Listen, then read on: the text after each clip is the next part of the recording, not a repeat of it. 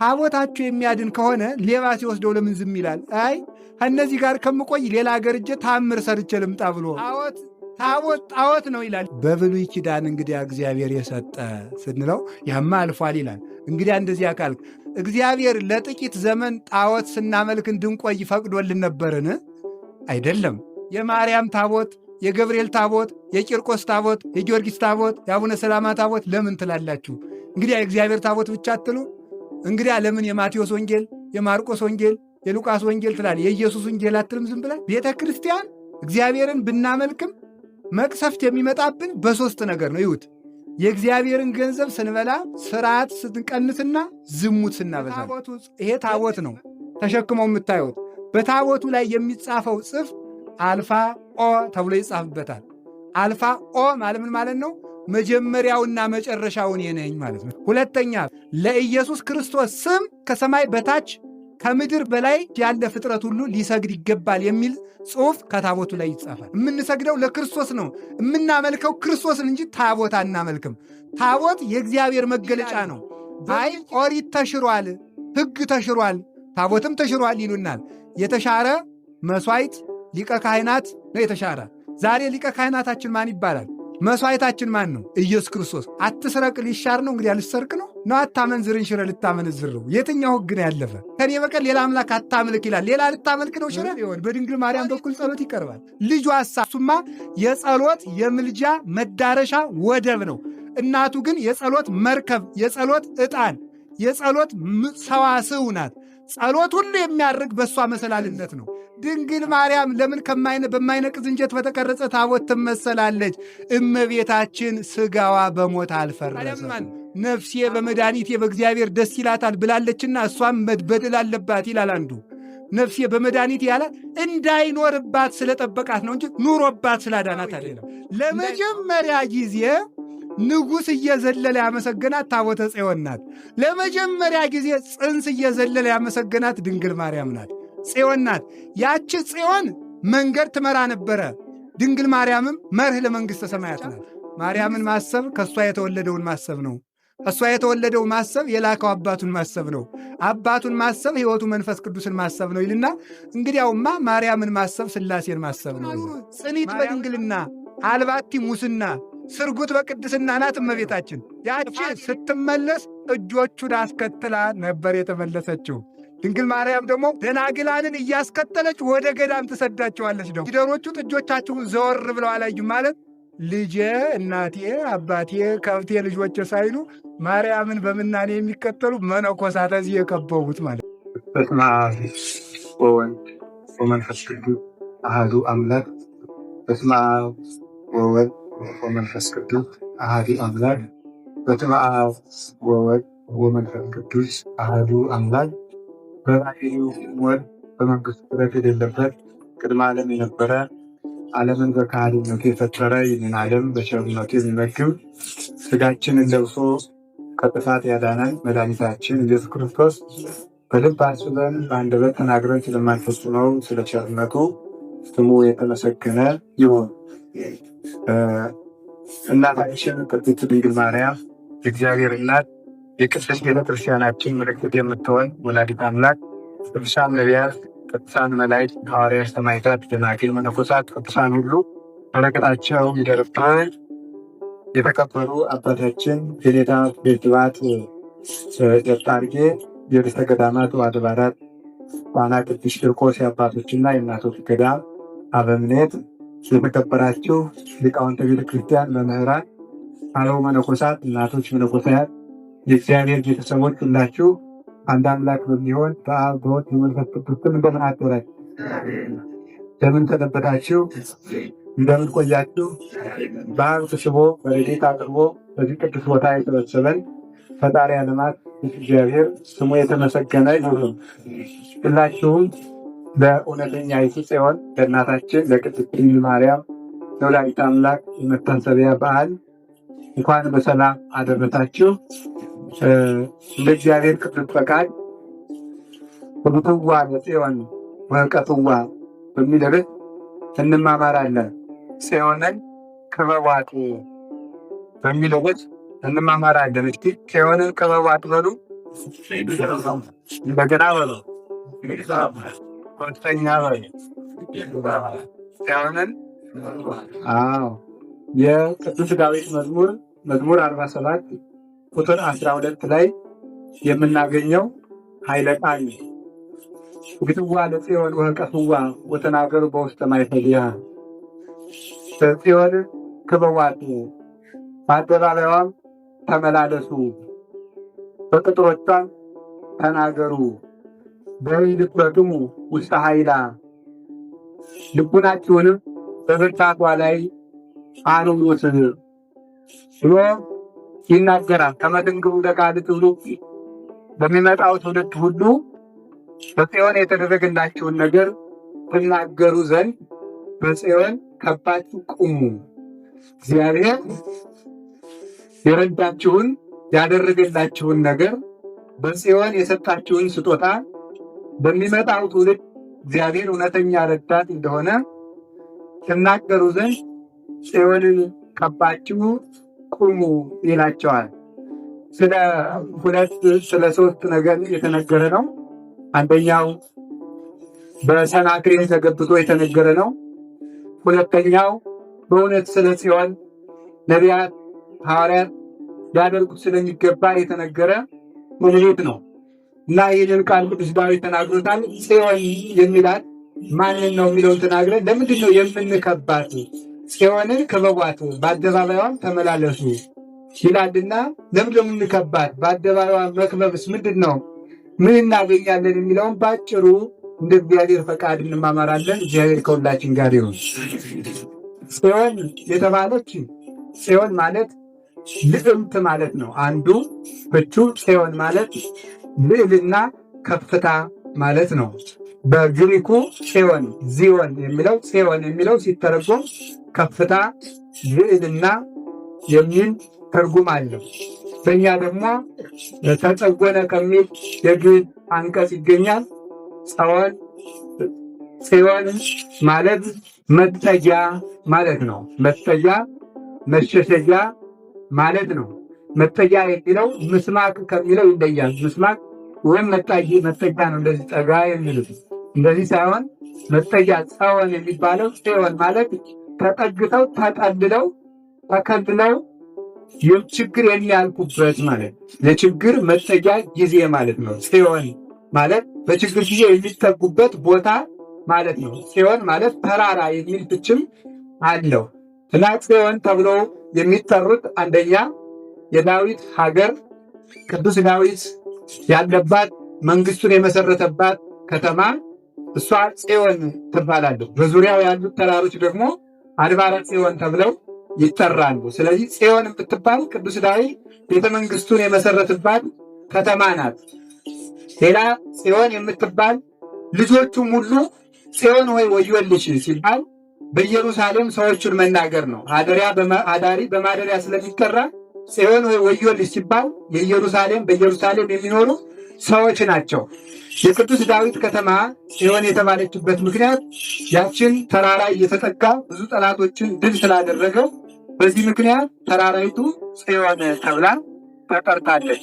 በኋላ ታቦተ ጽዮን ለሙሴ የተሰጠችው ታቦተ ጽዮን ሂዳ እዚያ ቦታ ደብተራ ኦሪት ተሰርቶላት በኋላ ደግሞ መቅደስ ተሰርቶላት ስለገባች በተራራይቱ ደግሞ ጽዮንን የመጠጊያነት ግብር ስላላት ጽዮን ተብላ ተጠርታለች ነው። ስለዚህ ጽላቷ ታቦቷ ጽዮን ትባላለች፣ ተራራይቱ ጽዮን ትባላለች፣ ሀገሩ ጽዮን ይባላል ማለት ነው። አሁን እዚህ ላይ አንተ የምናስተውለው ነገር አለ። የጽዮን ልጆች ሆይ ወዮላችሁ ይላል። ለምሳሌ ጽዮን አመነዘረች ይላል። ተመልከቱ። እፎ ሆነት ዘማ ሀገረ ጽዮን ማይምንት ይላል ቅዱስ ኢሳይያስ ለምሳሌ ሲናገር የታመነችው የጽዮን ሀገር እንዴት አመንዝራ ሆነች ይላል። አሁን እንደዚህ ስለሚል እኛ በኋላ የምንተረጉማቸው ጽዮን የተባሉ እነገሌ ናቸው ብለን የምናመጣቸው መልካም ነገሮች አሉ እና ከቤተ ክርስቲያን ያፈነገጡ ወንድሞቻችን ምን ይላሉ? ጽዮን የተባለች ሌላ ሰው ናት፣ መልካም ሰው ናት፣ ቤተ ክርስቲያን ናት፣ ታቦት ናት፣ ማርያም ናት ካላችሁ ጽዮን አመንዝራ ሆነች ይላል እና ምን ማለታችሁ ነው ብለው ይናገራል። አሁን በቤተ ክርስቲያን ለይቶ ነው ዝም ብሎ ማግበስበስ ትክክል አይደለም። መጽሐፍ ቅዱስ የሚያውቅ ሰው ለይቶ አንጥሮ የሚያውቅ ሰው ነው። ጽዮን አመነዘረች ሲባል ሰዎቹን፣ ምክንያቱም በከተማይቱ ስለሚኖሩ። አሁን ኢትዮጵያ እንዲያደረገች ሲባል ኢትዮጵያ አባይና ጣና ወይም እነ ራስ ዳሸን ወይም እነ ባሌ ጎባ እና አርጎባ እንደዚህ ያደረጉ ማለት በርዱ ጠጡ ማለት አይደለም። ተራሮች ኢትዮጵያ እንዲያደረገች ሲባል ሰዎቹ ማለት ሰዎቹ እንዲህ ያደረጉ ማለት ነው። ስለዚህ ጽዮን አመንዝራ ሆነች የተባለች የበኩር ልጆች እስራኤል ወልደ ዘበኮ የተባሉ የታመኑት እስራኤላውያን እግዚአብሔርን ትተው እንዴት ሚስት ባሏን ትታ ከሌላ ወንድ ስትሄድ አመነዘረች እንዲባል ሰው የነፍስ ሙሽራው እግዚአብሔር ነውና እግዚአብሔርን ትቶ ጣዖት ሲያመልክ አመንዝራ ይባላል። ስለዚህ ጽዮን እንዴት አመነዘረች ሲባል ምን ማለት ነው? ሰዎቹ ለማለት ነው እንጂ ከዚህኛው ጋር አይቀላቀልም ማለት። ያኛው በዋለበት ይተረጎማል፣ ይህም በዋለበት ይተረጎማል። ስለዚህ ሰዎቹ ከተማይቱ ጽዮን ተብላለችና ጽዮን የጽዮን ልጆች ወዮላችሁ ስለተባለ ማርያምን ጽዮን የምትሏት ከሆነ የማርያም ልጆች ወዮላችሁ ይባልባችኋል ብለው የሚያመጡ ያለ አዋቂ ንግግር የሚናገሩ ሰዎች አሉ። እኛን የማርያም ልጆች ይላሉ። በከተማይቱ ክፋት የምትሰሩ ሰዎች ወዮላችሁ፣ ጽዮንን ብትጠጉም ታቦተ ጽዮንን ብትይዙም አታድናችሁም፣ የማታድናችሁ በእሷ የምትገቡ ልጆች አይደላችሁም። የታመነችው ኢየሩሳሌም ሀገሩ ለንጉሥ አብይ የታላቁ ንጉሥ የዳዊት ከተማ አንድም አብይ እግዚአብሔር ተብሎ የሚጠራ የእግዚአብሔር መናገሻው ትንቢቱ የሚነገርባት፣ ሕጉ የሚተረጎምባት፣ መስዋዕት የሚሰዋባት፣ አምልኮተ እግዚአብሔር የሚነገርባት፣ ስርዓት የተሰራባት ሕግ ይወፅእ እምጽዮን ወቃለ እግዚአብሔር እምኢየሩሳሌም ተብሎ በነቢይ የተነገረላት የሕግ ምንጭ ኢየሩሳሌም ከሕግ ወጥታ ሕግ ጥሳ ከሕግ አፈንግጣ እንዴት ጣዖት አመለከች ተብሎ ተነገረና ለሕጉ ስላልተመናችሁ የኢየሩሳሌም ልጆች፣ የእስራኤል ልጆች፣ የኢየሩሳሌም ነዋሪዎች፣ የአብርሃም ቤተሰቦች መባላችሁ አያድናችሁም ተብሎ የተነገረ ነው እንጂ ማርያምን መጠጋት አይደለም ብሎ ለይቶ መናገር ይገባል። ስለዚህ ጽዮን የተባለ እንግዷ ማን ነው ሲባል ስንነሳ በዛሬው የምናከብራት ጽዮን የተባለች የመጀመሪያው ታቦተ ጽዮን ነው። ታቦተ ጽዮንን እግዚአብሔር በኦሪት ዘጸአት ምዕራፍ 25 ከቁጥር 9 እንደምትመለከቱት እግዚአብሔር ጥበብ የሰጠው አስሌል የሚባል እና ኤልያብ የሚባሉ ጥበበኞች በታቦተ ጽዮን እንዲጠበቡ ጽላት እንዲቀርጹ እግዚአብሔር ጥበብ ሰጥቷቸው ቀርጸዋል። ሌሎችም የቤተ መቅደስን ነዋት ተጠብበው ሰርተዋል። እግዚአብሔር ጥበብ ሰጥቷቸውን እግዚአብሔር ለሙሴ አስቀድሞ ሕግ ጽፌ የምሰጥህ ነኝና ብሎ በተራራ ጠርቶታል። ተራራ ሄዶ እግዚአብሔር በጽላት ላይ ከማይነቅዝ እንጨት ጽላት ቀርጾ እግዚአብሔር 10ን ቃላት በጣቶቹ ጽፎ ማለት በግብረ አምላካዊ ጽፎ ለሙሴ ሰጥቶታል። ይህ የሆነበት ምክንያት አለው። ምንድን ነው ምክንያቱ ከተባለ እስራኤል በግብፅ ሲኖሩ የተቀረጹ አማልክትን ለምደዋል። የተቀረጹ አማልክትን ስለለመዱ እግዚአብሔርም የተቀረጸ ምስል ካልሰጠን ከእኛ ጋር መኖሩን በምን እናውቃለን ብለው ስላስቸገሩ እግዚአብሔር ደግሞ ቸር ነውና ሰውን በአቅሙ ስቦ ወደ እሱ ማድረስ የሚወድ ቅዱስ ጳውሎስ እንደተናገረው እግዚአብሔር ዘይፈቅድ ከመኩሉ ዓለም ይብፃ ሀበ ሕይወት ብሎ እንደተናገረ ለጢሞቴዎስ ሲነግረው እግዚአብሔር ሰዎች ሁሉ ወደ ሕይወት እንዲደርሱ የሚፈልግ አምላክ ነው። ሰዎችን ሁሉ በምክንያት ስቦ ወደ ሕይወት ማድረስ የሚፈልግ ፈጣሪ ስለሆነ እስራኤል የተቀረጸ አምላክ ለምደናል፣ ለአሕዛብ የተቀረጸ ምስል አላቸው፣ እኛ ግን እግዚአብሔር በሰማይ ነው እየተባለ አናየውም፣ ከእኛ ጋር መሆኑን በምን እናረጋግጣለን ብለው እንዳያስቸግሩ አመንዝራ ሕሊናቸው እንዳይፈተን የሚዳሰስ ከፈለጋችሁ እንግዳማ በሚዳሰሰው ጽላትና ታቦት ላይ እኔ አድርጌ እየተገለጥ እመግባችኋለሁ። የምታመልኩ እኔን ነው፣ ነገር ግን ታቦቱ ጽላቱ እኔ ለእናንተ የምገለጥበት ነው እንጂ አምላካችሁ አይደለም። የእግዚአብሔር ማደሪያ የሚሆን መንበር የሚሆን ጽላት ቅረጽ ብሎ ለሙሴ ሰጥተው በዚያ በኋላ ሙሴ ጽፎ መጣ። በጣዖቱ ጣዖት ሲያመልኩ ስለተገኙ በጽላቱ ጣዖቱን ሲመጣው ተሰበረ። እንደገና ቀርከመ ቀዳሚ እንደገና ቀድሞ እንደሰጠው አድርገህ ቀርጸህ ውጣ አለው። ሙሴ ቀርጾ ወጥቷል። ሙሴ ቀርጾ ሲወጣ ከማይነቅዝ እንጨት ነው። ሸምሸር ሸቂን ይባላል እንጨቱ። የግራር እንጨት ማለት ነው በአማርኛው። የግራር እንጨት ከማይነቅዝ እንጨት ሙሴ ቀርጾ ይዞ ወጣ። ሙሴ ቀርጾ ሲወጣ እግዚአብሔር ጽላቶቹ ላይ ቃላቱን 10ን ቃላት በስውር ጽፎ ሰጥቶታል። ይህንን ጽላት ሲቀርጹ እግዚአብሔር አዞታል፣ እንዴት አድርጎ መቅረጽ እንዳለበት። አቆልቃሉን 2 ክንድ ከስንዝር፣ ቁመቱን ክንድ ከስንዝር፣ ወርዱን ክንድ ከስንዝር አድርጎ እንደገና ደግሞ ፈለግ አውጥቶ ደግሞ ፈለግ ማለት የተመቀበጠ የወርቅ መፍሰሻ ነው። 4 ቀለበት አበጅቶ 2 መለጊያ የሁለቱ መለጊያ መግቢያ መሸከሚያ ማለት ነው። ለእሱ ደግሞ 4 ቀለበቶችን አበጅቶ በውስጥና በአፋ በውጭም በውስጥም የወርቅ እንዲለበት አድርጎ መግጠሚያ ደግሞ የጽላቱ ገብቶ የሚገጠምበት መግጠሚያ አድርጎ መግጠሚያው ደግሞ የስርየት መክደኛ ይባላል። የስርየት መክደኛ የሚባለው ሊቀ ካህናቱ ብቻ ሊነካው የሚቻለውና እግዚአብሔር በዓመት የደህንነት መስዋዕት የሚባለው ደግሞ ወይም መስዋዕተ ስርየት የሚባለው በዓመት አንድ ጊዜ ሊቀ ካህናቱ ወደ ቅድስተ ቅዱሳን ገብቶ መስዋዕት ሲያቀርብ ብቻ የሚነካው እሱ ነው። በዚያ ተገልጦ እግዚአብሔር ለሊቀ ካህናቱ ቃል ያሰማዋል። ለሕዝቡ ደግሞ ሊቀ ካህናቱ ቃሉን አውጥቶ ይናገራል። እግዚአብሔርም በዓመት አንድ ጊዜ የሚቀርበውን መስዋዕት ተቀብሎ ለዓለም ስርየትን ይሰጣል። እስራኤል ዓመት ሙሉ የሰሩት ኃጢአት በአንድ ዓመት ይደመሰስላቸዋል። የመባቻ መስዋዕት አላቸው፣ የወር አላቸው፣ የዓመት አላቸው። የዓመቱ የደህንነት መስዋዕት ይባላል። ይህ ሊቀ ካህናቱ ብቻ ነው የሚያቀርበው። ለንጉሥ አንድ ወይፈን፣ ለሊቀ ካህናቱ አንድ ወይፈን፣ ለሕዝቡ አንድ ወይፈን አድርጎ ይሰዋል። በዚህ በዓመት ስርየት ያገኛሉ። በዓመት የሰሩትን ኃጢአት በሙሉ በዚህ አማካኝነት ተገኝቶ ስለሚገለጥበት የስርየት መክደኛ ተብሎ ይገለጣል። ይህንን ጽላት ከዚያ በኋላ ሂደው ጦርነት ሲገጥሙ ታቦተ ጽዮንን ይዘው ይንቀሳቀሳሉ። እስራኤል 40 ዓመት በበረሃ ሲጓዙ ከዚህ በኋላ ታቦተ ጽዮን ካልተንቀሳቀሰች መንገድ አይጀምሩም ነበር። እሷ ስትንቀሳቀስ መንገዳቸውን ይጀምራል። መንገዱን እንዲጀምሩት ከተፈለገ ተቀመጡ ሲላቸው ከደብተራ ኦሪት ላይ ደብተራ ኦሪት የምትባለው ድንኳን ናት። ደብተራ ማለት ድንኳን ነው። ዛሬ ስድብ ሆኖ ነው እንጂ ደብተራ ማለት ድንኳን ነው። እና ደብተራ ድንኳን ነው። ግን ሰዎቹ ለምን ደብተራ እንደተባሉ ተወው። ጠንቋይ፣ ክፉ የሚሰራ ሰው ጠንቅዋይ ነው። ጠንቅዋይ ነው። ጠንቋይ ጠንቋሊ ማለት ነው። እና ጠንቅ የሚውል ማለት ነው። ጠንቋይ ነው እንጂ ምን አይባልም። እሱ ደብተራ ሊባል አይገባውም። ደብተራ ድንኳን ማለት ነው። አዲያ ሳያውቅ ሰው ይሳደባል። ያችን ደብተራ ኦሪት እግዚአብሔር በኦሪት በዕብራውያን 8 ላይ ቅዱስ ጳውሎስ እንደተናገረው እኔ እንዳሳየው አድርገህ ትሰራ ዘንድ ተጠንቀቅ ብሎ እግዚአብሔር ለሙሴ አስቀድሞ ነግሮ ጽርሐ አርያምን እግዚአብሔር በሰማይ ያለ መንበሩን አሳይቶ በዚያች አንጻር ሙሴ ደግሞ ደብተራ ኦሪትን ሰርቷል። ቀዳሚሃ ለጽዮን ሰማይ ሳረረ ወዳግም አርአዮ ለሙሴ ዘከመ ይገብር ግብራ ለደብተራ ብሎ ቅዱስ ያሬድ በተናገረ አስቀድሞ ጽዮንን የሰማይቱን ጽዮን ሰራና በሰማይ ባለችው ጽዮን አምሳል የምድሪቱን ጽዮን ድንኳን እንዲሰራ ለሙሴ እግዚአብሔር ገለጠለት።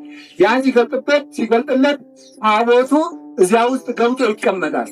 ከዚህ በኋላ እስራኤል አብሯቸው እግዚአብሔር እንዳለ እንዲታወቁ ደመና፣ የብርሃን ደመና በሙሉ መጥቶ ምኑን ይጋርደዋል? ድንኳኑን ይጋርደው ነበር። ይዘን ጊዜ እግዚአብሔር ከኛ ጋር ነው ብለው ተነሱ እስከሚላቸው ድረስ ደስ ብሏቸው መናቸውን እየበሉ ቁጭ ናቸው። ደብተራ ብርሃኑ ተነስቶ ከድንኳኒቱ ላይ ያለው ደብተራ ብርሃን ተነስቶ መንገድ ሲጀምር እስራኤል መንገድ ይጀምራል። እዚያ ውጭ መንገድ መሄድ አይፈቀድላቸውም። ከውስጥ ታቦት አለ። ከታቦቲቱ በላይ ደብተራይቱ አለች። ድንኳኒቱ ከድንኳኒቱ በላይ እግዚአብሔር በክብሩ ከድንኳኒቱ ላይ በደመና አምሳል ረድቶ ይታያቸዋል። እግዚአብሔር ምስሌነ ይላል። እግዚአብሔር ከኛ ጋር ነው፣ የአብርሃም የይስሐቅ የያዕቆብ አምላክ ከኛ ጋር ነው ብለው ደስ ብላቸው አርፈው ተዘልለው ይተኛሉ።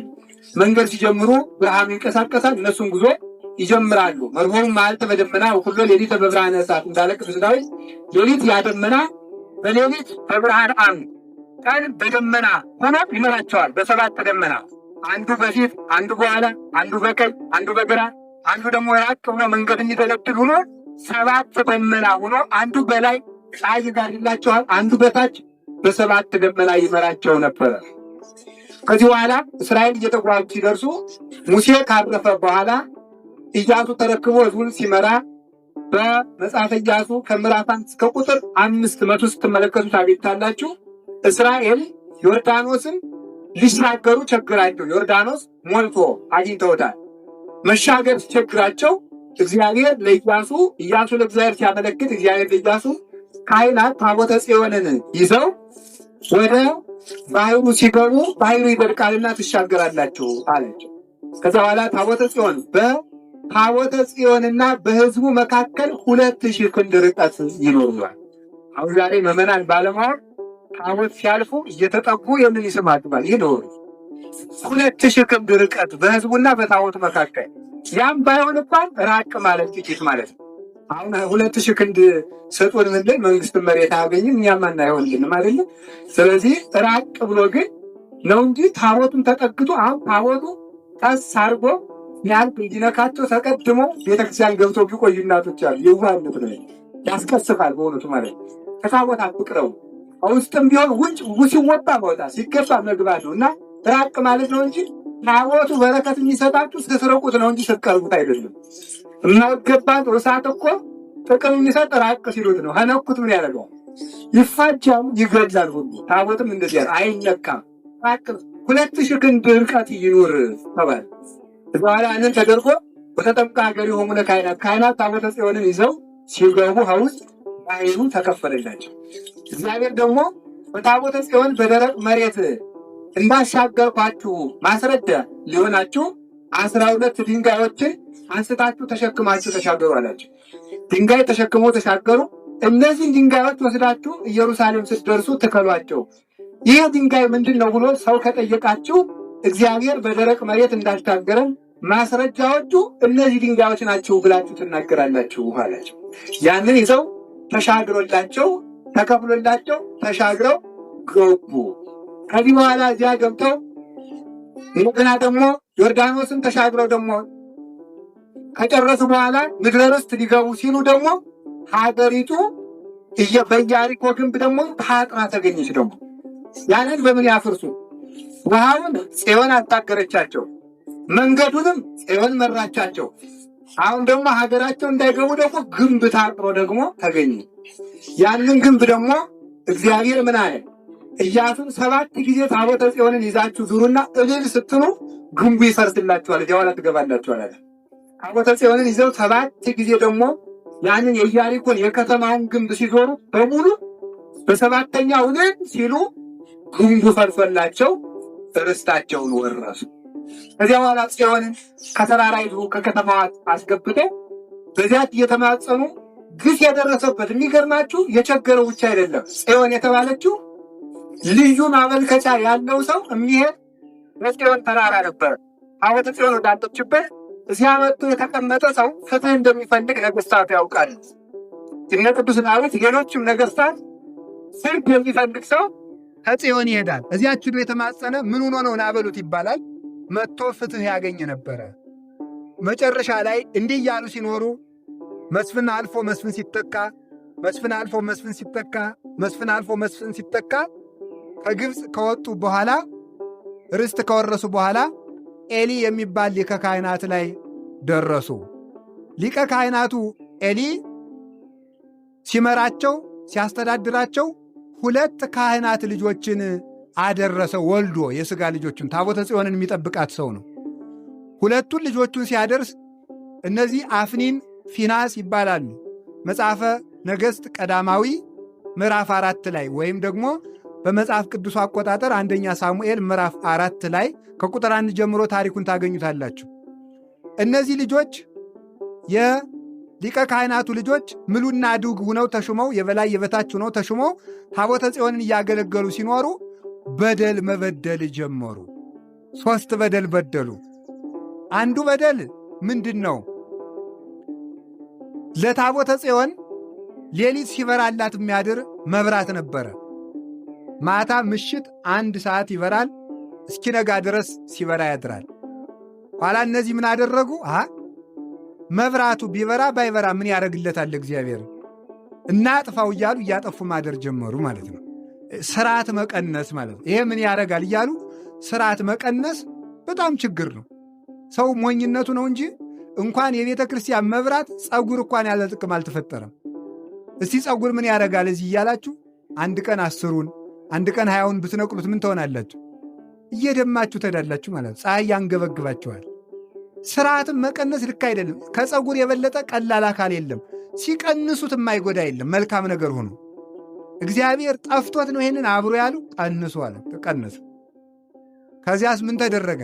አሁን ሁሉም ነገር ቢቀነስልን እንወዳለን። ጾሙም ጥቂት ቀነስ ቢል ወደ 6 ሰዓት ቢሻሻል፣ 7ቱ ወደ 5 ወደ 4 ቢመጣ ሁሉም ቢቀነስልን ደስ ይለናል። ስርዓት መቀነስ ዕድሜ ያስቀንሳል። ዕድሜ ያስቀንሱ ያለ ጊዜ ያስቀስፋል። ቀነሱ።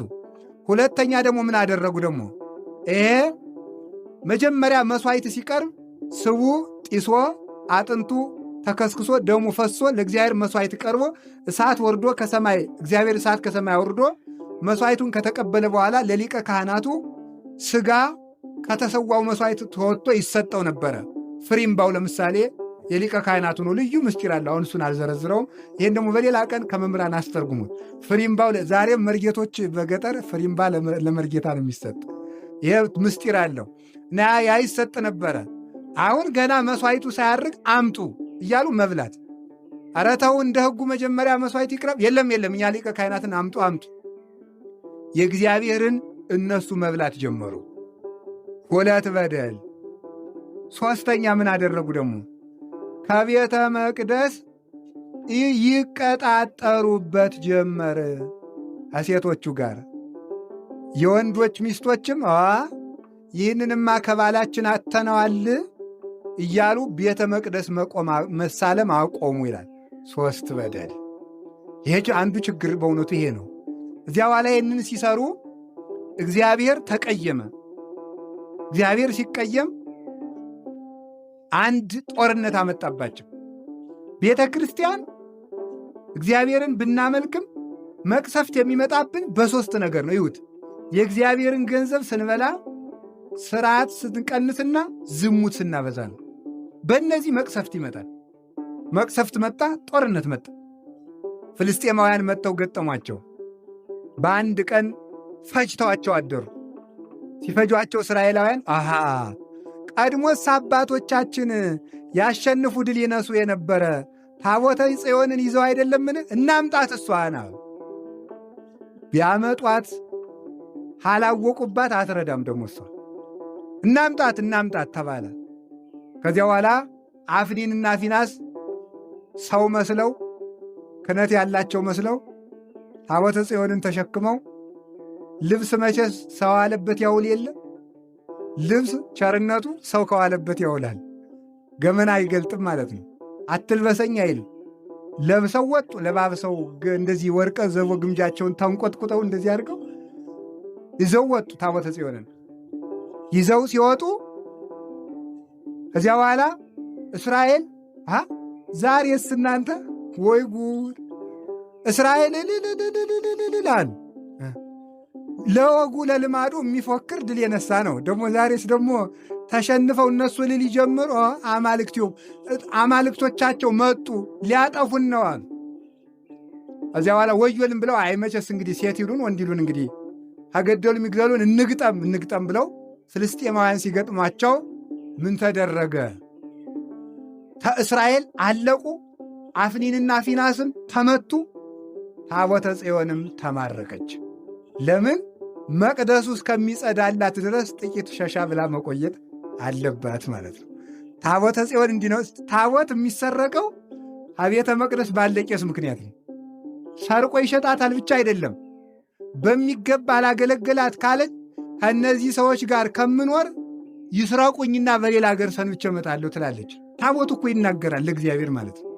ከዚያ በኋላ ወሰዳት። አሁን ዛሬ ታቦት የሚሰረቅ በእኛ በደል ነው። የሚሰርቁን አገሮች አሉ፣ እናውቃቸዋለን። እንዳይከሱን እንጂ እናገራቸው ነበረ። እናገራቸው ካላችሁ ትተነዋል በቃ። እና እነሱ ነው የሚሰርቁ። እነሱ የሚሰርቁበት የራሳቸው ተንኮል አላቸው። ውጭ ሀገር ያሉ ታቦት የሚሰርቁ ታቦተ ጽዮን እናገኛለን ብለው ነው። እነማን እንደሆኑ ይታወቃሉ። የሚሰረቅ ቄስ በሁለት ወገን ቤተ ክርስቲያን የሚያገለግል ቄስ፣ በደለኛ ቄስ በሁለት ምክንያት ታቦት ያሰድዳል። አንደኛ ገንዘብ በመውደድ ራሱ አውጥቶ እየሸጠ፣ ሁለተኛ ደግሞ ምን ማድረግ በደለኛ ስለሆነ። አንዳንድ ጊዜ መናፍቃን ምን ይላሉ? ታቦታችሁ የሚያድን ከሆነ ሌባ ሲወስደው ለምን ዝም ይላል? አይ ከእነዚህ ጋር ከምቆይ ሌላ አገር እጄ ታምር ሰርቼ ልምጣ ብሎ ታምር ሶርት ኋላ ግን መመለሱ አይቀርም። የቅዱስ ያሬድ መስቀል ተመልሷል። የቅዱስ ላሊበላ መስቀል ተመልሷል። ወጥቶ የሚቀር የእግዚአብሔር ገንዘብ የለም። ሁሉም ይመጣል ማለት ከተሰረቀበት ሀገር ሄዶ ታምር አድርጎ አሰቃይቶ ይመጣል። በዚያው ወጥቶ አይቀርም። እዚህ ግን ስናሰለቸው መሄድ ይፈልጋል። ታቦተ ጽዮን ሄደች።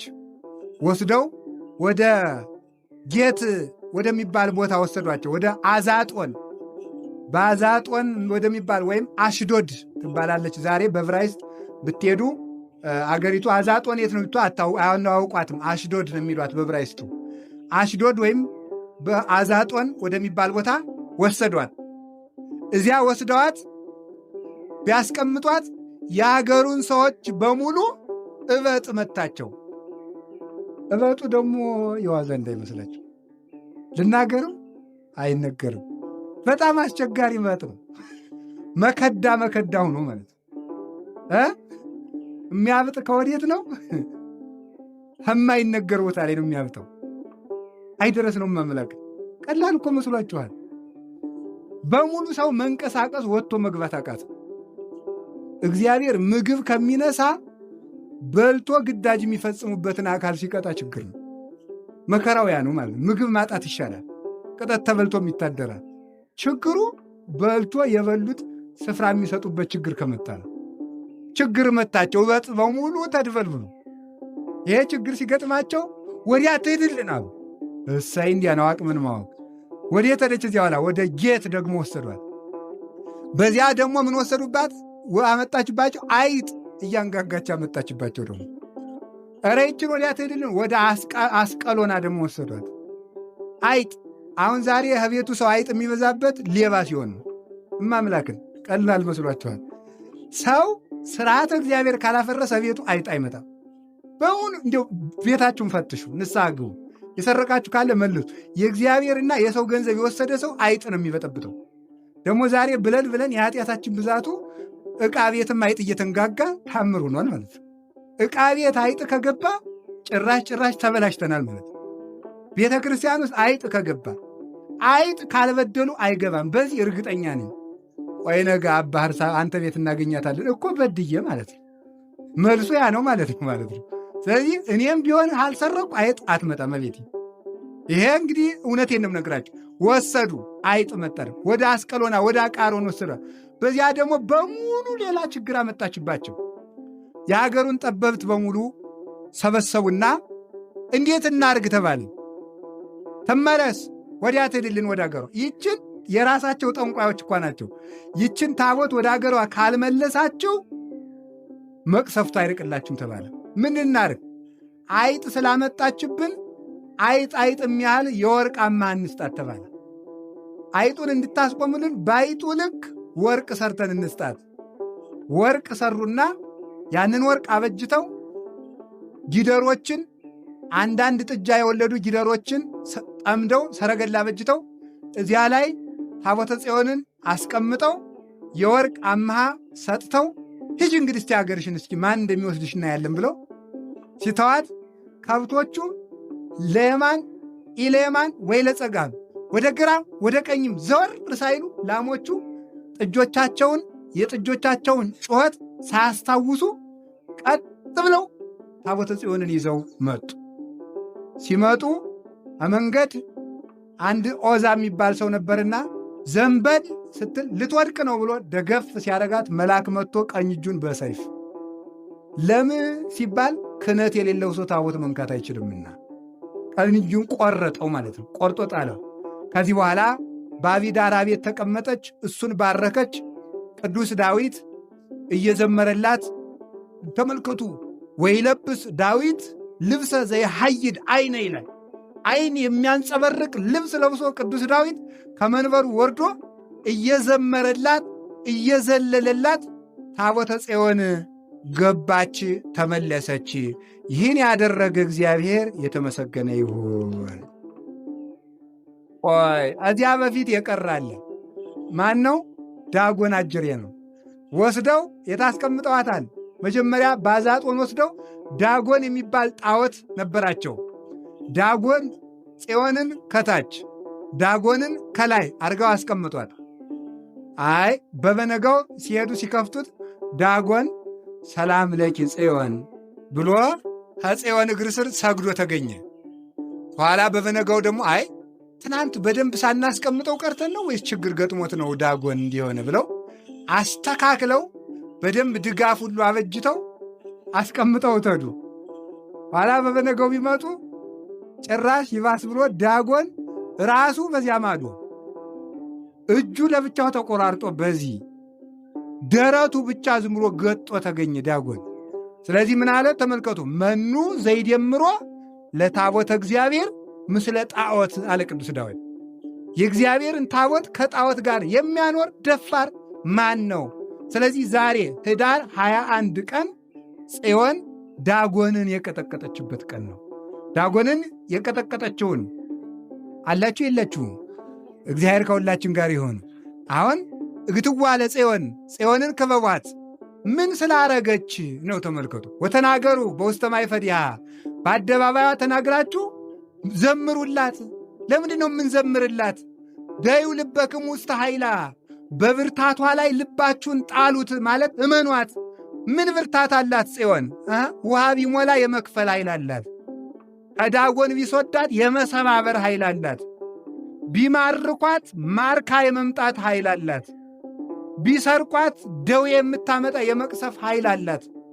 መንገድ ቢሄዱባት የመምራት ኃይል አላት። ወንዝ የምትከፍል፣ ጠላት የምታደቅ፣ ጦርነት የምታጠፋ፣ በሽታ የምትፈውስ፣ በመንገድ የምትበራ፣ ወንዝ የምታሻግር፣ ጠላት የምታጠፋ፣ እግዚአብሔር ጋር የምታገናኝ፣ እግዚአብሔር የሚገለጥባት፣ የእግዚአብሔር ክብር ያለባት ጽዮንን ክበቧት ብሎ አላቸው። ይህንን ከበው ያመሰግኑ ነበር። እኛም ከበን እንድናመሰግን ያደረገን እግዚአብሔር የተመሰገነ ይሁን። ኋላ ይህች ታቦት ምን ሆነች ስትሉ እስከ ሰሎሞን ድረስ ቆየች። እስከ ሰሎሞን ድረስ ከቆየች በኋላ ሰሎሞን እኛ ኢትዮጵያውያን ጥበብ ወዳጆች ሃይማኖተኞች ነንና መጽሐፈ ነገሥት ቀዳማዊ ምዕራፍ 10 አንደኛ ነገሥት ምዕራፍ 10 እንደምታነቡት ንግሥት ሳባ ከኢትዮጵያ ተነስታ ሰሎሞንን ለመጠየቅ ሄዳለች። ሰሎሞንን ለመጠየቅ ሂዳ የሰሎሞንን ሃይማኖትና ጥበብ ልትፈትን ሄደች። ይህንን ሁሉ ጥበብ የሰጠህ አምላክህ እግዚአብሔር የተመሰገነ ይሁን ብላ አመስግና ረታው። ሰሎሞን በሴት በኩል ደካማ ነበረ እና የኔ ሁኛ አላት። አራ እኛ የኢትዮጵያውያን ነገሥታትና ንግሥታት የምናገለግል በድንግልና ነው፣ አይሆንም አለችው። መልካም እሺ ብሎ ሰሎሞን በሉ ውሃ የሚያስጠማ ምግብ ስጧታል። በይ እንግዲህ አንቺም ይህንን አንተ ጋር አንድ አልሆንም ካልሽ የኔን ገንዘብ ላትነኪ ማይ ምያለሁ።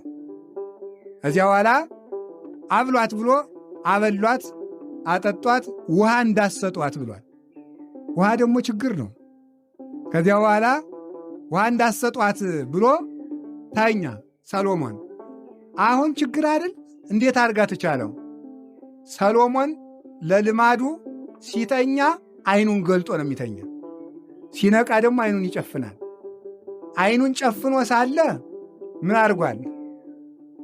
ነቅቷል። አይኑን ሲገልጥ ደግሞ ምን አድርጓል? አይኑን ፊት ሰለሰለ። ሰሎሞን ሌሊት አይኑን ፍጥጥ አድርጎ ሳለ ተይስ ገና አይተኛም እንደ የሰውዬ ውሃ ጠምቷት ነው ያለች ብታይ አይኑን ገልጦ ኋላ ሲጨፍን ተኝቷል ብላ ቀስ ብላ ወደ ውሃው ስትሄድ ለቀም ማረጋት። እንዴት እንዲህ ታደርገኛለህ? ትናንትና አልተማማልንም? አንቺስ ከገንዘብ አትድረሽ አላልኩሽም? ምን ገንዘብ ነካው? የደረቁ አትክልት አዝሪትን የሚያለመልምበት፣ ፍጥረታትን የሚመግብበት፣ ምድርን ያጸናበት፣ ብርሃናትን የሚያመላልስበት ለእግዚአብሔር ከውሃ በላይ ገንዘብ አለው ብለሽ ነው አለ። ውሃ ነው። ውሃ ከመስረቅ በላይ ትልቅ ስርቆት የለም ማለት። በሉ ተወኝ፣ ውሃውን ልጠጣና ፈቃድን ትፈጽማለህ አለችው። ከዚያ በኋላ ሚኒሊክ ተጸነሰ። ሚኒሊክ ተጸነሰ። ወደ ኢትዮጵያ ይዛው መጣች። ኢትዮጵያ ተወለደ። ከዚያ በኋላ አድጎ ሄደ። ባጭሩ ነው ወጡን አድጎ ሰሎሞን ወደ አባቱ ሀገር ሄደ። አዚያ ሀገር ሂዶ ሰሎሞንን በዚህ ሲወጣ ሲወርድ ይሄ ልጅ ሰሎሞንን ይመስላል። ጥበቡም አነጋገሩም መልኩም ሰሎሞንን ይመስል እንግዲህ ይሄ ልጅ እያሳሳተን ነው። መልኩም አንተን ይመስላል። ሲፈርድ ሲተች ሲናገርም አንተንም ይመስል ለአንተን ልገዛ ወይስ ለልጅ ማን ነው ንጉሥ አሉት።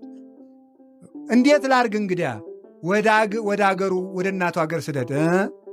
እንግዲያ የኔን የበኩር ልጅ ሰዳችሁ የእናንተ ልጆች ይቀራሉ። በሉ የእናንተም የበኩር ልጆቻችሁን ስጡኝ አላቸው። የበኩር ልጆቻቸውን ሰጡት። ሊቀ ካህናቱ አዛርያስ፣ ሳዶቅ እነዚህ ሆነው ታቦተ ጽዮንን ይዘው 12,000 ሌዋውያንን ይዘው ወደ ኢትዮጵያ ገቡ። ህዳር 21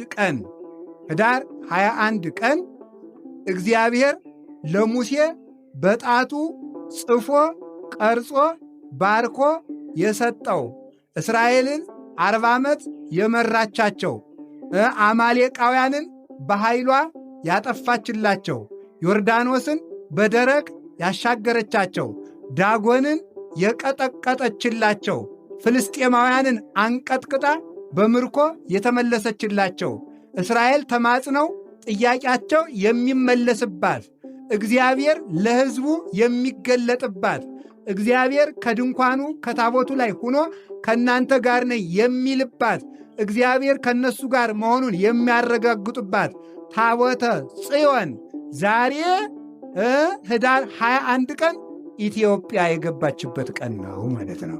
በእውነቱ ማለት ነው።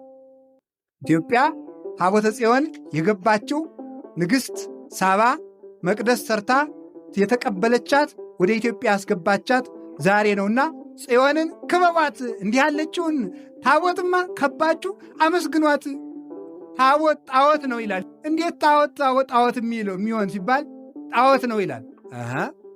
በብሉይ ኪዳን እንግዲያ እግዚአብሔር የሰጠ ስንለው ያማ አልፏል ይላል። እንግዲያ እንደዚህ አካል ታቦት በብሉይ ኪዳን ብቻ ከነበረ ታቦት ደግሞ ዛሬ ጣዖት ነው ካልክ እግዚአብሔር ለጥቂት ዘመን ጣዖት ስናመልክ እንድንቆይ ፈቅዶልን ነበርን? አይደለም። አይገባችሁም እኮ ለእናንተ መልሱም ጥያቄውም አይባልም እንጂ አይደል እያልኩት ያለው በብሉይ ኪዳን ታቦት ነበር ብሎ አምኖ አንድ መናፍቅ ዛሬ ታቦት ነው ካለ ክርስቶስ እስከሚወለድ ጣዖት እንድናመልክ ተፈቅዶልን ነበርን? ምክንያቱም ታቦትን የፈቀደ እግዚአብሔር ስለሆነ ያን ጊዜም የድነት መሳሪያ ነው፣ ዛሬም የድነት መሳሪያ ነው። በዚያ ጊዜ 10ሩ ቃላት ይጻፉበት ነበረ ታቦት። ዛሬ ደግሞ የሚጻፍበትን እነግራችኋለሁ። አሁን ደግሞ ሌላስ ህዳር ጽዮን ለምን ታቦተ ጽዮንን ከበን እናመሰግናለን ካላችሁኝ ከቃሉ ጋር ናችሁ። ምን የተደረገበት ነው? አንደኛ ዳጎን የወቀጠቀጠበት በሉ። ሁለተኛ ምን የሆነበት ቀን ነው? ኢትዮጵያ የገባችበት።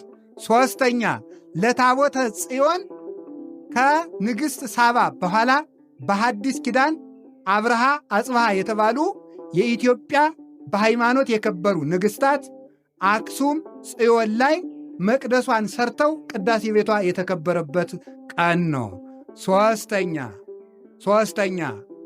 ሦስተኛ ህዳር 21 ምን የተደረገበት ነው ካላችሁኝ በ9ኛው ክፍለ ዘመን በዮዲት ጉዲት ጊዜ ታቦተ ጽዮን ተሰዳ ዮዲት አክሱምን ስታቃጥል ታቦተ ጽዮን ወደ ዝዋይ ገዳም ተሰዳ ተመልሳ መቅደሷ ተሰርቶ የገባችበት ቀን ህዳር 21 ቀን ነው። በዚህ ቀን በጽዮን የሰበሰበን እግዚአብሔር የተመሰገነ ይሁን። አሁን አንድ ነገር ደግሞ ልነግራችሁ ነው።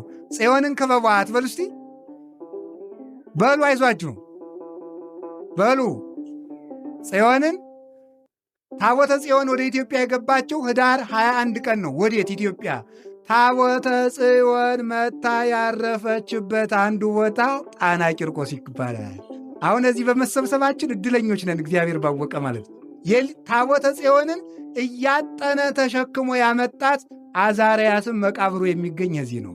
ስለዚህ በዚህ ቦታ ተሰብስባችሁ ጽዮንን ከባችሁ ቁሙ።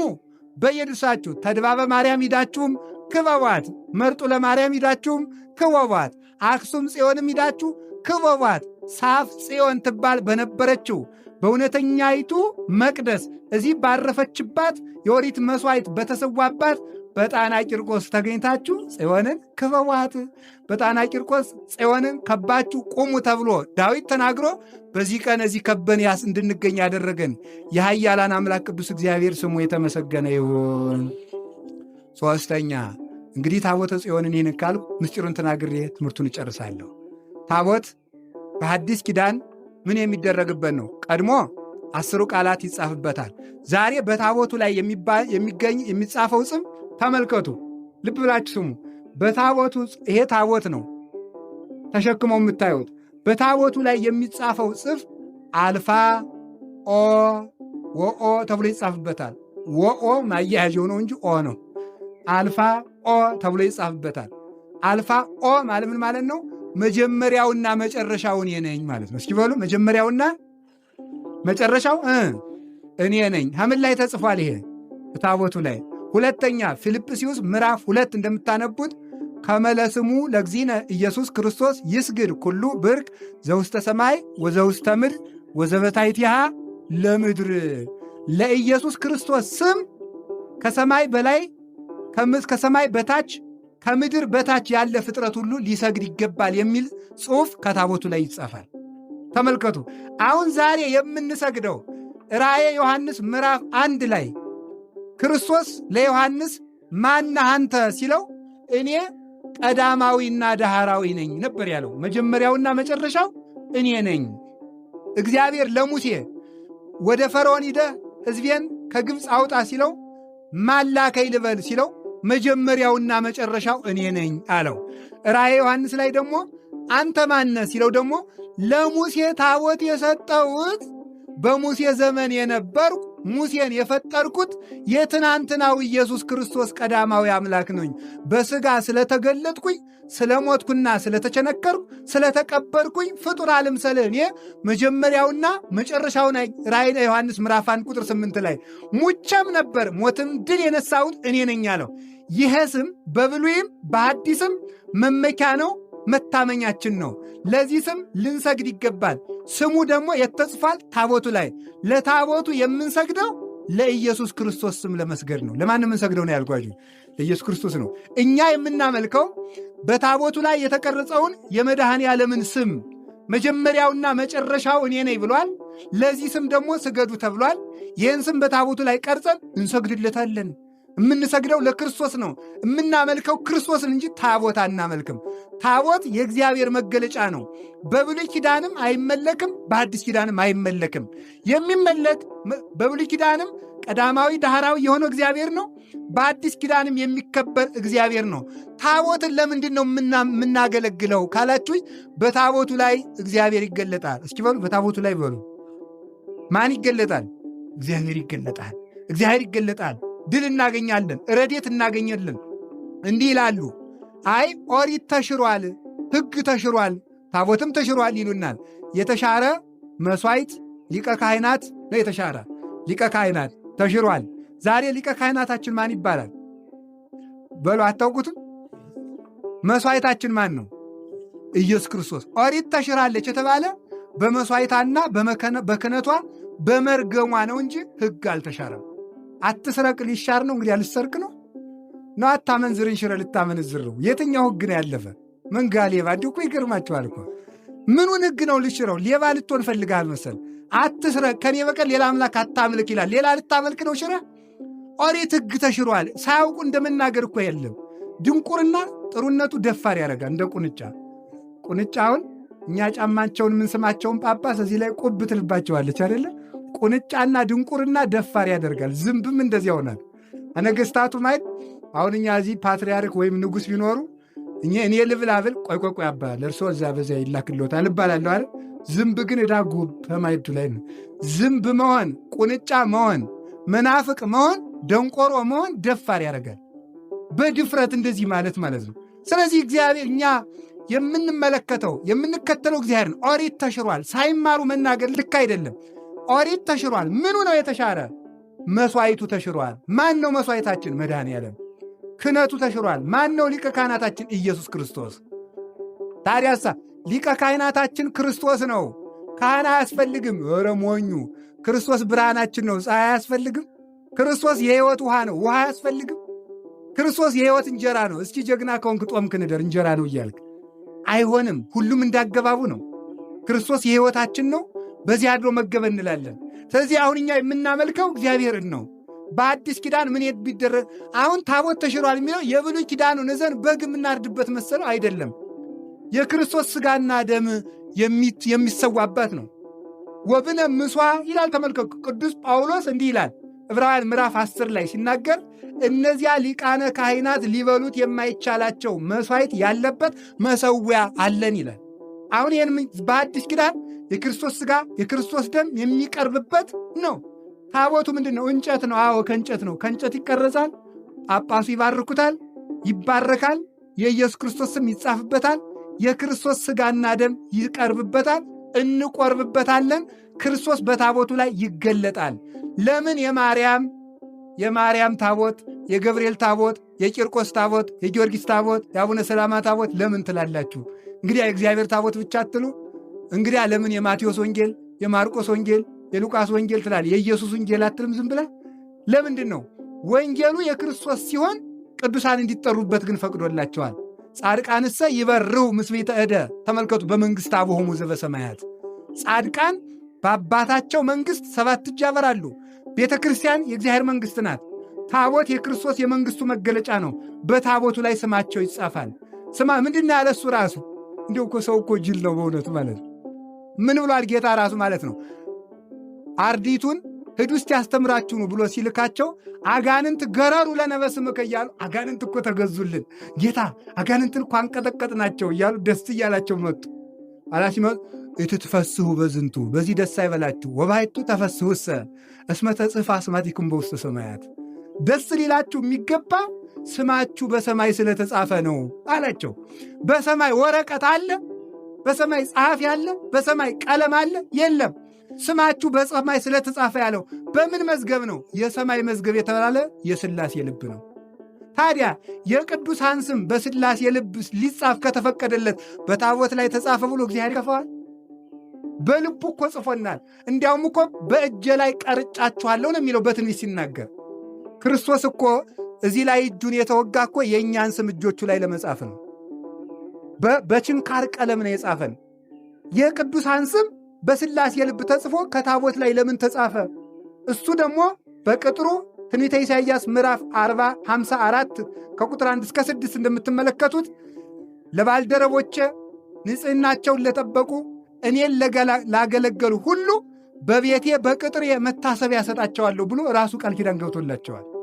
ስለዚህ ከተመረጡት ጋር ቃል ኪዳን አግብቶ ስማቸው እንዲታሰብ በታቦት እንዲቀረጽላቸው በቤቴ በቅጥሬ በቤተ መቅደስ ስማቸው እንዲታሰብ አድርጓል። እምናመልክ እግዚአብሔርን በቅዱሳን ስም ይጠራል። ቅዱሳንን ያከበረ እግዚአብሔር በቅዱሳን በተሰየመ በዓል ላይ ሲከብር ይውላል።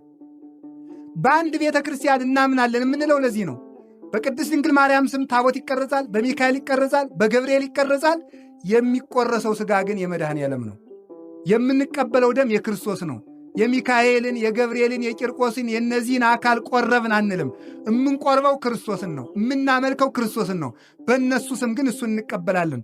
ዘኪያክሙ ተወክፈ ኪያየ ተወክፈ፣ እናንተን የተቀበለ እኔን ተቀበለ ብሏልና ቅዱሳንን ስናከብር እንደሚገባቸው ቅዱሳንን ስናከብር እሱን እናከብራለን። ያከበራቸውን አምላክ እናከብራለን።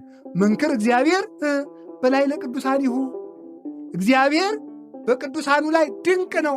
አምላከ እስራኤል ይሁብ ኃይለ ወጽና ለሕዝቡ፣ የእስራኤል አምላክ ቅዱስ እግዚአብሔር ለሕዝቡ ኃይልን ጽናትን ይሰጣል። ለሕዝቡ ውስጥ ጽናትን የሰጠ እግዚአብሔር ይደነቃል። ለአብርሃም ያደረገውን፣ ለይስሐቅ ያደረገውን፣ ለያዕቆብ ያደረገውን አንስተን እናመሰግነዋለን። ስለዚህ ዛሬ ታቦት የምናከብርበት ምክንያት ከዚህ የተነሳ ነው። የመጨረሻ ደግሞ ኅዳር 21 ቀን ዘካርያስ ሬ ተቋመ ማይቶተ የተባለባት ደግሞ ኅዳር 21 ቀን በብሉይ ኪዳን ዘካርያስ የተባለው ነቢዩ ዘካርያስ የዮሐንስ አባት ሳይሆን ሌላ ዘካርያስ ነው። በዛሬ ቀን 7 መቅረዞች ሲበራ ቤተ ክርስቲያንና ድንግል ማርያምን በራእይ ያየበት ቀን ነው። ኅዳር 21 ቀን ድንግል ማርያም እናከብራለን። ለዚህ ነው ድንግል ማርያምን በመቅረዝ አምሳል አይቷታል። 7ቱ አይጹቅ ፍጹም ክብሯ ነው። እሷ ላይ ያለው ብርሃን ኢየሱስ ክርስቶስ ነው። እሷ ላይ ያለው ብርሃን መቅረዚቱ ድንግል ማርያም ናት። ዘይቱ በእሷ ያደረው መንፈስ ቅዱስ ነው። ያንን ያየበት ቀን ስለሆነ አሁን እንግዲህ አይ መቅረዝ እዚህ ተቀምጧል፣ እየበራ ነው። መቅረዙ እዚህ እየበራ አረን የዚችን መቅረዝ አልፈልጋት ብለው ወደዚያ ማዶ ብትር ጨለማ ይውጣል። መቅረዚቱ ድንግል ማርያም ናት። በእሷ ላይ የተገለጠው ብርሃን ደግሞ ኢየሱስ ክርስቶስ ነው። ይህንን ይዞ ሊቁ ቅዱስ ያሬድ ምን አለ? እንዲህ ይላል ዘዘካርያስ ተቋመ ወርቅ ዘሕዝቅኤል እጹት ምስራቅ ይእቲ ማርያም ዘውዳሴሃ እሙቅ ብሎ ይነገራል። የዘካርያስ የወርቅ ምንድናት? መቅረዝ። የሕዝቅኤል የምስራቅ ደጃፍ ምስጋናዋ ጥልቅ የሆነ ተቀርቶ የማያልቅ ያች መቅረዝ ይዘዋል ማርያም ናት ይላል። ብርሃን የተገለጠባት፣ ለጨለማው ዓለም ብርሃን የተገለጠባት፣ ለደነቆረው ዓለም አካላዊ ቃል የተነበበባት፣ ለሞተው ዓለም ሕይወት የተገኘባት ይቺ ይሉሃል ማርያም ነው። ስለዚህ ኅዳር 21 ቀን ድንግል ማርያምን በመቅረዝ አምሳል ያየበት ቀን ስለሆነ የእናቱን ፊት ለማየት ከእሷ ላይ ያደረውን እግዚአብሔርን አይቶ ፊቱን ለመጥገብ ኅዳር 21 ቀን እናቴን ተሰብስባችሁ እናቴን ከባችሁ ቁሙ ለማርያም እግትዋ ለጽዮን ድንግል ማርያምን ክበቧት። ለምን? እግዚአብሔር አድሮበታልና። ሀገሩ ለንጉሥ አብይ። አሁን እናመሳስልን ተርጉምና እንጨርስ። ከቃሉ ጋር ናችሁ? እግዚአብሔር ከሁላችን ጋር ይሆን። ታቦት ማናት? እናታችን ድንግል ማርያም። ልብ ብላችሁ ሰሙ። አሁን እንግዲህ ምን ይላሉ ተመልከቱ። የመናፍቃን አንድ ችግራቸዋል። ምን ይላሉ? እነሱ የማይቀበሉት ነገር ሲመጣ ተረት ተረት ይላሉ። አይጥጋም አምላክን ድንቁርና እኮ ነው ማለት ላለመማር። ተረት ተረት ነው፣ ተርት ዝም ብለህ ይላል ማለት። ተረት ተረትስ አንተ የማርያምን ታሪክ አልቀበልም እያልክ እግዚአብሔር በቆሎ ሰጠኝ እያልክ የግል ታሪክን የምትተርክ ዩኳይ ድረስ እኮ ነው በእውነቱም ማምላክ። ታቦት ማርያም ናት። እንዴት አድርገህ ትክደዋለህ? እንዴት አድርገህ ትክደዋለህ? በአመክንዮን ብትሄድ በመጽሐፍ ቅዱሳዊ ማስረጃ ይሄው ነው። ታቦት ማርያም ናት። ቃል ኢየሱስ ክርስቶስ ነው። ምን ታደርጋለህ? ቀዳሚው ቃል ውእቱ ወውእቱ ቃል አብ እግዚአብሔር ውእቱ ወእግዚአብሔር ውእቱ ቃል ወዝንቱ ቃል ቀዳሚውም ቀዲሙ ወዝንቱ ቃል ሥጋ ኮነ። በቃ የመጀመሪያ ቃል ነበረ። ቃልም በእግዚአብሔር አብና በእግዚአብሔር መንፈስ ቅዱስ ዘንድ ነበረ። ቃል ራሱ እግዚአብሔር ነበረ። እግዚአብሔር ውእቱ ቃል፣ ያ ቃል እግዚአብሔር ነበረ። ቃል ሥጋ ኮነ፣ እግዚአብሔር ሰው ሆነ። ከማን ሆነ? ከማርያም። በጽላቱ ላይ 10 ቃል ተጻፈ። በድንግል ማርያም ማኅፀን አካላዊ ቃል ተቀረጸ። የዕለት ጽንስ ሆነ። እግዚአብሔር በማኅፀኗ አደረ። ስለዚህ ታቦት ድንግል ማርያም ናት። ቃል ኢየሱስ ክርስቶስ ነው። ያችሳ ምናምን አቆልቋዩን ታቦቱን ስትቀርጽ 2 ክንድ ከስንዝር አድርገው።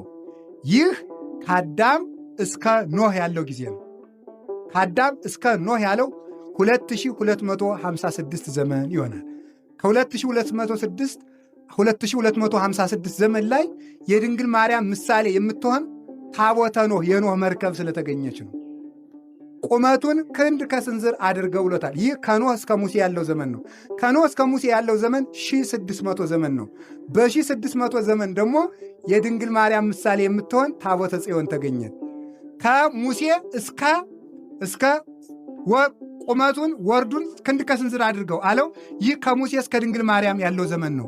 ከሙሴ እስከ ድንግል ማርያም ያለው ዘመን 1644 ዘመን ይሆናል።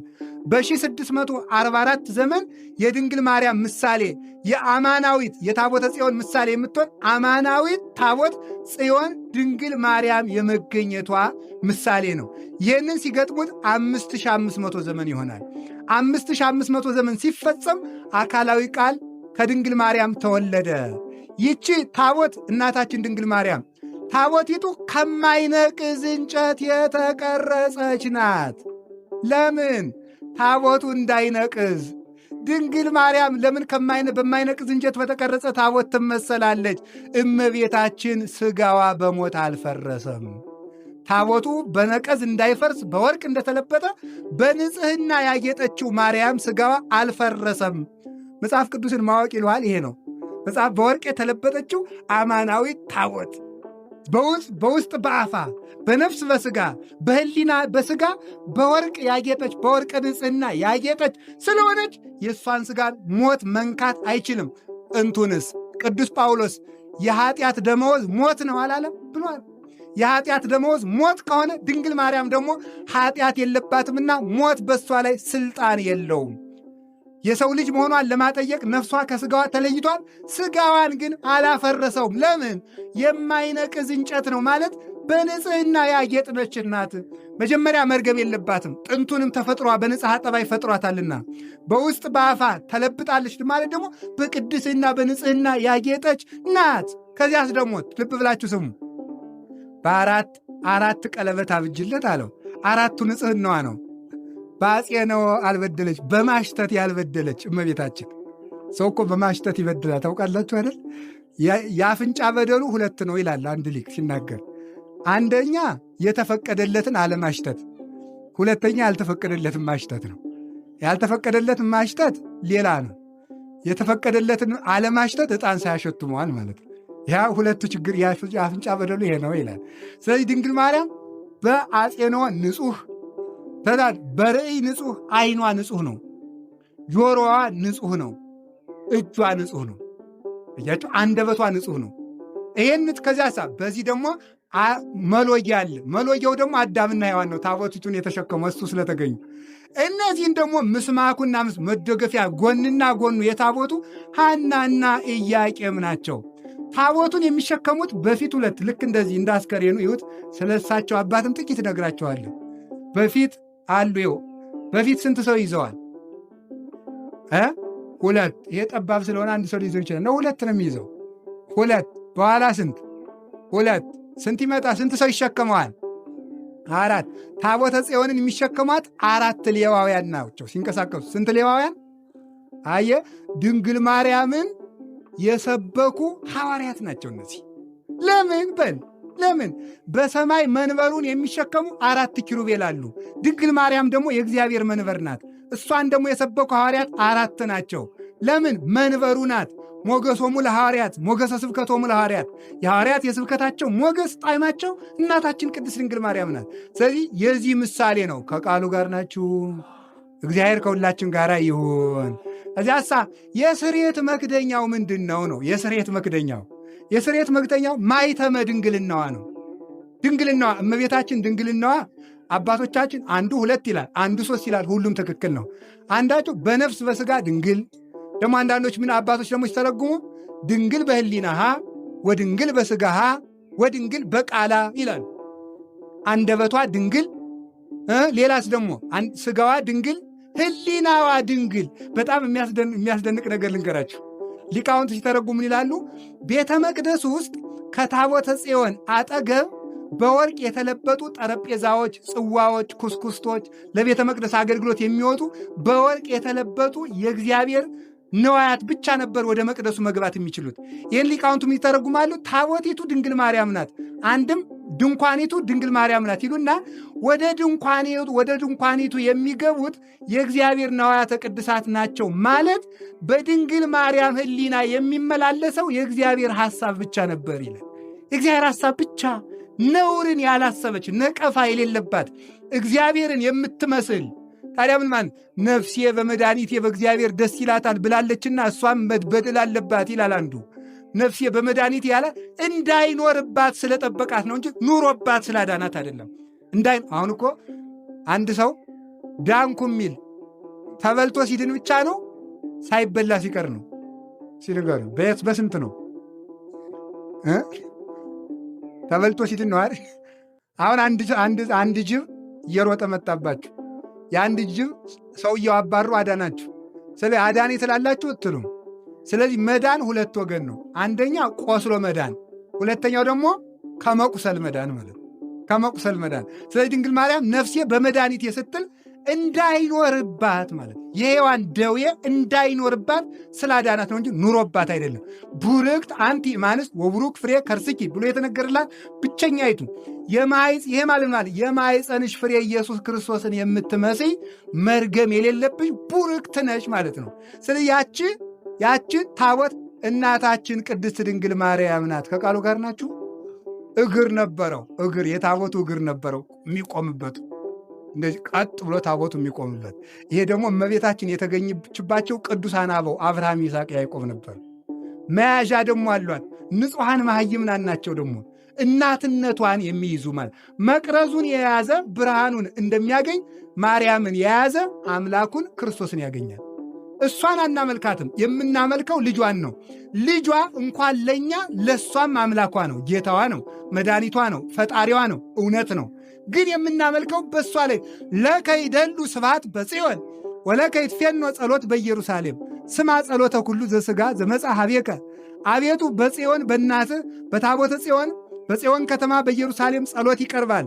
አንድ በእናትህ በድንግል ማርያም በኩል ጸሎት ይቀርባል። ስማ ጸሎተ ኩሉ ዘሥጋ፣ ወደ አንተ የመጣውን የሥጋዊ የደማዊ ጸሎት ሁሉ ተቀበል። ነገረ አማጽያን ሀየለነ፣ የመናፍቃን ጠባይ ግን በጠበጠን። ወኃጢአተ ነሣ አንተ ትሰሪ ለነ፣ ኃጢአታችንን ግን አንተ በእናትህ አድርገህ ይቅር ትለናለህ። ነገረ አማጽያን ግን ሀየለነ፣ እኛ ለከይደሉ ስብሐት በጽዮን ወለከይትፌኖ ጸሎት በኢየሩሳሌም፣ በእናትህ በኢየሩሳሌም በእናትህ በጽዮን በእናትህ በድንግል ማርያም በኩል ጸሎት ወደ አንተ ይቀርባል ብለን ነበረ። ግን አርዮሳውያን እናትህን እየካዱ ያንተን ጌትነት እየካዱ፣ ንስጥሮሳውያን እናትህን እያቃለሉ ያንተን አምላክነት እየካዱ እምቢ አሉን። ቢሉንም እኛ ግን ወደ አንተ ወደ እናትህ አማላጅነት ወደ አንተ ጌትነት እንጸልያለን። ወኃጢአተ ነሣ አንተ ትሰሪ ለነ ብፁዕ ዘሐረይኮ ዘተወከፍኮ ወዘሃይደርኮ ውስተ ጻዲከ። አቤቱ የሰራዊት ጌታ ቅዱስ እግዚአብሔር ብፁዕ ዘሐረይኮ አንተ የመረጥከው ወዘተወከፍኮ በልጅነት የተቀበልከው በሃይማኖት የመረጥከው ወዘሃይደርኮ ውስተ ጻዲከ በእናትህ በድንግል ማርያም መቅደስነት ያሳደርከው በቤተ ክርስቲያን ያሰማራኸው በመንግሥተ ሰማያት አግብተህ ያኖርከው ንዑድ ክቡር ነው። ከመቅደስህ የወጣ የተረገመ ነው፣ ከእናትህ ፍቅር የወጣም የተረገመ ነው ሲል ነው ነቢዩ። መዝሙር 64 ቁጥር 1። ከቃሉ ጋር ናችሁ? እየጨረስን ነው። ታገሱ፣ ጥቂት ታገሱና እንጨርሳለን። ከቃሉ ጋር ናችሁ? ኋላም ወንጌል የለም መቅዳሴ ላይ ወንጌል ስለማንተረጉም እዚሁ ጨርሰን እንግባ። ወንድሞቻችን ከሩቅ ስለመጡ ማለት ነው። ቶሎ ብለን እንጨርሰዋለን። ስለዚህ ሁላችሁ አቤቱ በጽዮን በሉ። ለአንተ ምን ይቀርባል? ጸሎት ይቀርባል በሉ በሉ እንጂ አቤቱ። እሺ በጽዮን በሉ እንጂ ለአንተ ምን ይቀርባል? እሺ ጸሎት ወደ ማን ይቀርባል? በማን በኩል ይቀርባል? በጽዮን በድንግል ማርያም በኩል ጸሎት ይቀርባል። በታቦት በኩል ጸሎት ይቀርባል። በቅዱሳን በኩል ጸሎት ይቀርባል። ልጇሳ ወደ ልጇ ጸሎት እሱማ እስመ ምብጽሐ ኩሉ ጸሎት ዋስተብቆት እሱማ የጸሎት የምልጃ መዳረሻ ወደብ ነው። እናቱ ግን የጸሎት መርከብ፣ የጸሎት ዕጣን፣ የጸሎት ሰዋስው ናት። ጸሎት ሁሉ የሚያርግ በእሷ መሰላልነት ነው። ከቃሉ ጋር ናችሁ? እንግዲህ ጽዮንን ክበቧት። ማንን? ድንግል ማርያምን ክበቧት። ምን አድርጋለችና? ልብ ብላችሁ ስሙ። እንግዲህ ያች ዮርዳኖስን አሻግራለ። እመቤታችን ደግሞ ልጇን ወልዳ ለጥምቀት አብቅታናለች። ከዚያ ያችን ሲሻገሩ 12 ድንጋይ ተሸክመው ነበረ ታቦተ ጽዮንን ይዘው። እኛ ደግሞ ድንግል ማርያምን በእናትነት ልጇን በአምላክነት እንይዝና የ12ቱን ሐዋርያት ሥርዓትና ሃይማኖት እናምንና ተጠምቀን ርስት መንግሥተ ሰማያት እንገባለን። ያቺ ዳጎንን ቀጥቅጣንናለች። ተሰዳ ነው። ድንግል ማርያም ወደ ግብፅና ወደ ኢትዮጵያ ተሰዳ ዲያብሎስን ደግሞ ቀጥቅጣልናለች። ዳጎንን መቀጥቀጥ ይሏቸዋል ነው። ያቺ ስትመለስ ጥጆቹን አስከትላ ነበር የተመለሰችው። ድንግል ማርያም ደግሞ ወይነስው ደናግለ ድኅሪሃ ደናግላንን እያስከተለች ወደ ገዳም ትሰዳቸዋለች። ደግሞ ቅዱሳንን አስከተለች እመቤታችን። እነዚያ ጥጆች ጽዮንን ተሸክመው ጥጆቻቸውን ጊደሮቹ ጥጆቻቸውን ዘወር ብለው አላዩ ማለት ልጄ እናቴ አባቴ ከብቴ ልጆቼ ሳይሉ ማርያምን በምናኔ የሚከተሉ መነኮሳት እዚህ የከበቡት ማለት ናቸው። እነዚህ ምን ይባላሉ? ስለዚህ ጥጆች ይባላሉ። እነዚያ እንጨቱ ተፈልጦ ተሰውተዋል። ጥጆቻቸውን ጥለው መጥተው እንጨቱን ተሸክመው ሰረገላ ተሸክመው መጡና ታቦተ ጽዮንን ይዘው እንጨቱ ተፈለጠና እነሱ ታድረው በዚያው ተሰዉ። ምን ማለት ይሆን? የእመቤታችንን ፍቅር ይይዙና እህት፣ ወንድም፣ እናት፣ አባት፣ ልጅ፣ እህት ረስተው ርስት ጉልጥ ረስተው ይመጡና የክርስቶስን መስቀል ይሸከሙና በመስቀል መሥዋዕቱ ነው የሚያልፉ ሰማዕታት ናቸው። የእመቤታችን ፍቅር የተከተሉት ናቸው። ከዚያ በኋላ ተመልከቱ። ተከትላ ደግሞ የት መጣች? እሷ ከዳዊት ቤት ለመጀመሪያ ጊዜ ንጉሥ እየዘለለ ያመሰገናት ታቦተ ጽዮን ናት። ለመጀመሪያ ጊዜ ጽንስ እየዘለለ ያመሰገናት ድንግል ማርያም ናት፣ ጽዮን ናት። ያቺ ጽዮን መንገድ ትመራ ነበረ። ድንግል ማርያምም መርህ ለመንግሥተ ሰማያት ናት። መንግሥተ ሰማያት መርታ ታገባለች። ክርስቶስም ለዚህ ነው በዕለተ ዓርብ ተሰቅሎ ወደ አባቱ ሊያርግ ሲል እናት እሷ ሁላችሁ ዮሐንስ 19 ቁጥር 26 ላይ እነሆ እናታችሁ ያለ እናቴ ትምራችሁና ወደ እኔ ኑ ማለቱ ነው። ታቦተ ጽዮን እየመራቻቸው ከነዓን እንደገቡ ድንግል ማርያም እየመራችን መንግሥተ ሰማያት እንገባለን እና አባቶቻችን ድንግል ማርያም መርታ መንግሥት ለዚህ ነው ማርያም ታይካ በምድር ወታይካ በሰማይ ድንግል ማርያም በምድርም በሰማይም መጠጊያ ናት። ስለሆነችም ተከተሏት፣ ብትከተሏት ከእግዚአብሔር ታደርሳችኋለች። ማርያምን የተከተለ ከኢየሱስ ይደርሳል። ሔዋንን የተከተለም እንዲያ ነው። ስለዚህ እሷም ድናለች፣ ጸድቃለች። ሔዋንን መውቀስ አይገባም፣ ጸድቃለች። ዛሬ የሰባኪ ጅል ሔዋን ጸድቃ መንግሥተ ሰማያቷን ተቀምጧ ገነት ተቀምጣ እኛ እሷን ስንወቅስ እንውላለን። መፈረጃችን ማለት ነው። ስለዚህ 7 ደመና ነበረ። 7ቱ ደመና በቀኝ በግራ በፊት በኋላ በላይ በታች ሆኖ እንደሚመራ እመቤታችን በምድርም በሰማይም ባለ ረድኤት በጸሎት ጠብቃ ከልጇ ታደርሳለች። ታቦተ ጽዮን በድንኳን ውስጥ ስትቀመጥ የእግዚአብሔር ብርሃን መጥቶ በደብተራ ኦሪት ላይ ያርፍ ነበረ። እስራኤልም እግዚአብሔር ከነሱ ጋር እንደሆነ የሚያረጋግጡት ታቦተ ጽዮን አብራቸው ሳለች ብርሃኑ ሲያድር ነው። ማለት ድንግል ማርያም ደብተራ ብርሃን፣ መንጦላይተ ብርሃን፣ ደመና ብርሃን፣ ታቦተ ብርሃን ስለሆነች በእሷ ላይ አማኑኤል ተወለደ። እግዚአብሔር ምስሌነ። አማኑኤል ማለት እግዚአብሔር ከእኛ ጋር ማለት ነው። እስራኤል እግዚአብሔር አብሯቸው እንዳለ የሚያውቁት ታቦተ ጽዮንን ይዘው እንደሆነ ሁሉ እኛም እግዚአብሔር ከእኛ ጋር የሆነው 5500 ዘመን በረድኤት ተለይቶን የነበረ እግዚአብሔር በልጅነት ከእኛ ጋር ተወልዶ የተመላለሰው በድንግል ማርያም ምክንያት ነው። ስለዚህ ድንግል ማርያምን መያዝ ልጇን መያዝ ነው። ማርያምን ማሰብ ልጇን ያሳስባል ይላል አባ ጊዮርጊስ ዘጋስጫ። ማርያምን ማሰብ ከእሷ የተወለደውን ማሰብ ነው። እሷ የተወለደው ማሰብ የላከው አባቱን ማሰብ ነው። አባቱን ማሰብ ሕይወቱ መንፈስ ቅዱስን ማሰብ ነው ይልና እንግዲያውማ ማርያምን ማሰብ ሥላሴን ማሰብ ነው ይላል። ማርያምን ማሰብ ሥላሴን ማሰብ ነው። ማርያምን መርሳት ሥላሴን መርሳት ነው። ያከበራትን ማለት ነው። ሁላችንንም መርታ መንግሥተ ሰማያት እንድታገባን የእናታችን የድንግል ማርያም ረድኤቷ ይደርብን። ጽዮንን ምን በሏት በሉ እንጂ አቤት ከበዋት። እመቤታችንን ከባችሁ ጸልዩ፣ ውደዷት። ወተናገሩ በውስተ ማይፈዲያ በሕንፃዋ ማለት በእሷ ስም በተሠራው ቤተ ክርስቲያን ተሰብስባችሁ እልል በሉ፣ በዓሏን አክብሩ። በውስተ ማይፈዲያ በሕንፃዋ ማለት ለስርተ ርእስኪ ለርእስኪ ለገጽኪ ለቀራንብትኪ እያላችሁ ሕንፃዋን አመስግኑት። ሕዋሳቷን እኮ ነው። ሕዋሳቷን አመስግኑት።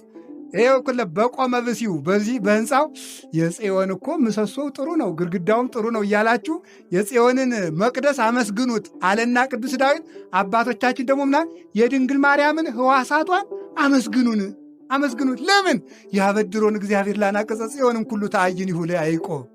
እግዚአብሔር የጽዮንን ድንኳኖች የጽዮንን በሮች ምሰሶዋን ከሌላው ቤቶች ሁሉ ይወዳቸዋል ማለት እግዚአብሔር ከፍጥረት ሕዋስ ሁሉ ከሴቶች አካል ሁሉ ከሰው ልጆች አካል ሁሉ የድንግል ማርያምን አካል ይወደዋል።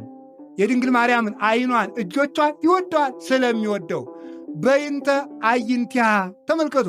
ስለ አንተ ስላለቀሱ ዓይኖቿ፣ አንተን ስላዘለ ጀርባዋ፣ ስለታቀፉ ክንዶቿ፣ እሾህ ስለተወጉ እግሮቿ፣ ስለሳሙ ከንፈሮቿ እያላችሁ ሕዋሳቶቿን እያነሳሳችሁ እኔን አመስግኑኝ። ብታመሰግኑኝ ትጠቀማላችሁ፣ መንግሥተ ሰማያት ትገባላችሁ።